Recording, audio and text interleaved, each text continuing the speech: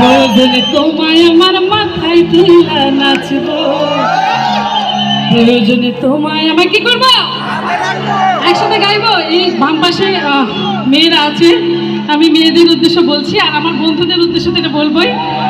আর সবচেয়ে একজনকে সালাম না দিলে হয়, আমাদের মেয়র সাহেব জাহাঙ্গীর ভাই, ওনার জন্য জোরে একটু তালি হয়ে যাক এত সুন্দর একটা আয়োজন করার জন্য।